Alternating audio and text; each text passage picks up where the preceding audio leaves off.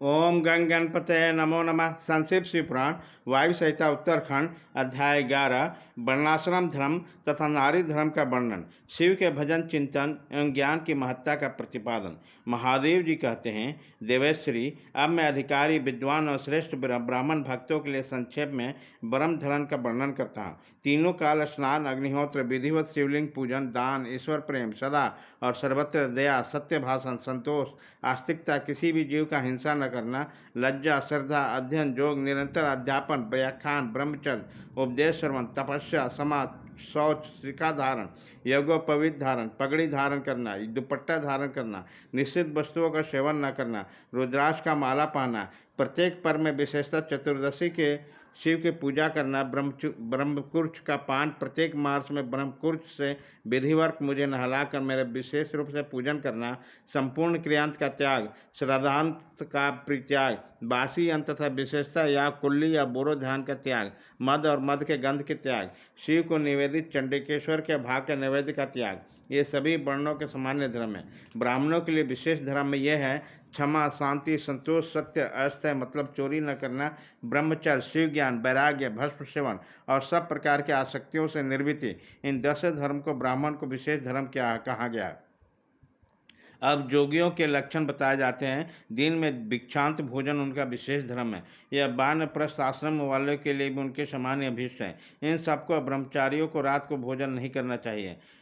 पढ़ना, यज्ञ कराना और दान लेना, इनका विधान मैंने विशेषतः क्षत्रिय और वैश्य के लिए नहीं किया है। मेरे आश्रम में रहने वाले राजाओं क्षत्रियों के लिए विशेष थोड़े में धर्म का संग्रह इस प्रकार है। सब वर्णों की रक्षा, युद्ध में शत्रुओं का वध, दुष्ट पक्षुओं, मृगों तथा दुराचारी मनुष्यों का दमन, सब लोगों का विश्वास न करना, केवल श्री जोगियों पर विश्वास रखना, ऋतु काल में ही स्त्री ससर्ग करना, सेना के संरक्षण, गुप्तचर भेजकर लोक में घटित होने वाले समाचारों को जानना, सदा अस्त्र धारण करना तथा भस्म कुंचक धारण करना, गो रक्षा, वाणिज्य और कृषि, ये वैश्य के धर्म बताए गए हैं। शुद्धोत्तर वर्णों ब्राह्मण, क्षत्रिय, वैश्यों को सेवा शुद्ध का धर्म कहा गया। बाग लगाना, मेरे तीर्थों की यात्रा करना तथा अपनी धर्म पत्नी के साथ ही समागम करना तथा गृहस्थ के लिए विहित धर्म है। वनवासियों, यतियों और ब्रह्मचारियों के लिए ब्रह्मचर्य का पालन मुख्य धर्म है। स्त्रियों के लिए पति का सेवा ही सनातन धर्म है, दूसरा नहीं। कल्याणी, यदि पति की आज्ञा हो तो नारी मेरा पूजन भी कर सकती है। तो स्त्री पति के सेवा में छोड़कर व्रत में तत्पर होती है वह नरक में जाती है। इस विषय में विचार करने की आवश्यकता नहीं है। अब मैं विधवा स्त्रियों के सनातन धर्म का वर्णन करूंगा। व्रत, दान, तप, शौच, भूमि सेवन, केवल रात में ही भोजन, सदा ब्रह्मचर्य का पालन, भस्म अथवा जल से स्नान, शांति, मौन, क्षमा, विधि पूर्वक सब जीवों का अन्न का वितरण, अष्टमी, चतुर्दशी, पूर्णिमी तथा विशेषतः एकादशी को मेरा विधि पूर्वक उपवास तथा मेरा पूजन, यह विधवा स्त्रियों का धर्म है। देवी, इस प्रकार मैंने संक्षेप में अपने आश्रम के सेवन करने वाले ब्राह्मणों, क्षत्रियों, वैश्यों, सन्यासियों, ब्रह्मचारियों तथा वानप्रस्थ और गृहस्थों के धर्म का वर्णन किया। साथ ही शूद्रों और नारियों के लिए भी इस सनातन धर्म का उपदेश दिया। देवेश्वरी, तुम्हें सदा मेरा ध्यान और मेरे षट्क्षर मंत्र का जप करना चाहिए। यही संपूर्ण वेदोक्त धर्म है और यही धर्म तथा अर्थ का संग्रह है। लोकों में जो मनुष्य अपनी इच्छा से मेरे विग्रह के सेवा का व्रत धारण किए, पुनर्जन्म की सेवा के संस्कार से युक्त होने कारण भावातिरिक्त से संपन्न है, वे स्त्री आदि विशेष अनुरुक्त होकर या विरक्त पापों में उसी प्रकार लिप्त नहीं होते जैसे जल से कमल का पत्ता। मेरे प्रसाद से विशुद्ध हुए उन विवेकी पुरुष को मेरे स्वरूप का ज्ञान हो जाता है। फिर उनके लिए कर्तव्य का विधि निषेध नहीं रह सकता। समाधि तथा शरणागत भी आवश्यकता नहीं रहती।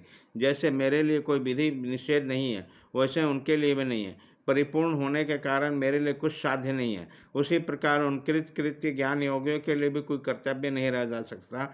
और मेरे भक्तों के हित के लिए मानव भाव का आशय लेकर भूतल में स्थित है उन्हें रुद्र लोक से परिभ्रष्ट रुद्र ही समझना चाहिए, इसमें संचय नहीं है। जैसे मेरी आज्ञा ब्रह्मा आदि देवताओं को कार्यों में प्रवृत्त करने वाली है, उसी प्रकार उनसी योगियों की आज्ञा भी अन्य मनुष्यों को कर्तव्य क्रम में लगाने वाली है। वह मेरे आज्ञा के अधिकार है। इनमें अतिशय सद्भाव भी है, इसलिए उनका दर्शन करने से सभी पापों का नाश हो जाता है और समस्त फल की प्राप्ति को सूचित करने वाले विश्वास की भी वृद्धि वृद्धि होती है। जिन पुरुषों का मुझ में अनुराग है, पहले उन बातों का भी ज्ञान हो जाता है जो पहले कभी उनके देखने, सुनने या अनुभव में नहीं आते। उनके अकस्मात कंप, स्वेद, अश्रुपात, कंठ में स्वर या विकार तथा आनंद आदि भाव का बारंबार उदय होने लगता है। ये सब लक्षण उनमें कभी एक एक करके अलग अलग प्रकट होते हैं और कभी संपूर्ण भाव को एक साथ उदय होने लगता है। कभी विलग्न होने वाले इन मंद, मध्यम और उत्तम भाव द्वारा उन श्रेष्ठ सत्पुरुषों की पहचान करनी चाहिए।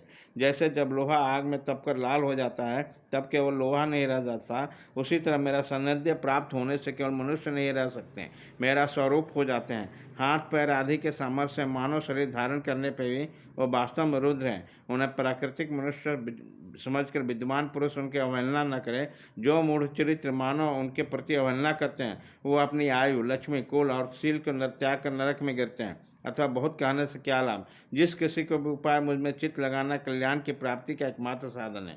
उपमन्यु कहते हैं, इस प्रकार परमात्मा श्री कंठनाथ शिव ने तीनों लोकों के हित के लिए ज्ञान के सारभूत अर्थ का संग्रह प्रकट किया।